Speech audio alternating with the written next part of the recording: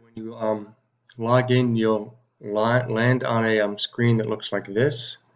You'll want to take a look at, on the left side, your courses.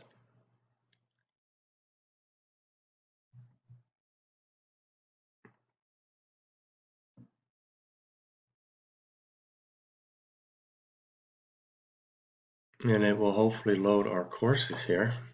There we go. You can edit the courses you have on your screen. You can see I already have Algebra 1 loaded, but if you need to, hit Edit Courses and you can take a look and you can find Algebra 1, click it, make sure it's there. And the best way to go, I think, is to take a look at everything in the menu.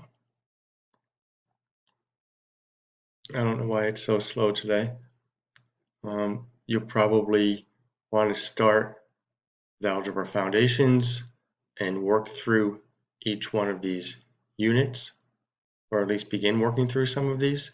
A lot of the beginning of Algebra 1 is linear algebra, so it would be nice if you could get through linear equations and graphs, but when you click on one of these, or you can just get started, when you click on one of these, you'll see videos come up that are the lessons, and you will see practices that come up on the right hand side.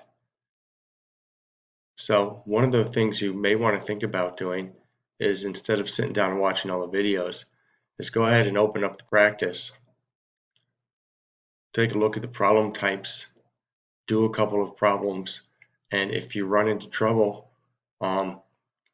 usually you can get to watch a video or use a hint and hear the videos that relate to that content, and then you can work your way through the problems that way. And this would be a great way to get started.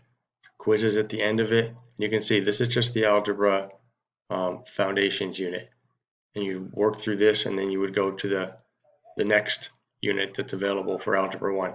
But this is your other option for getting things started.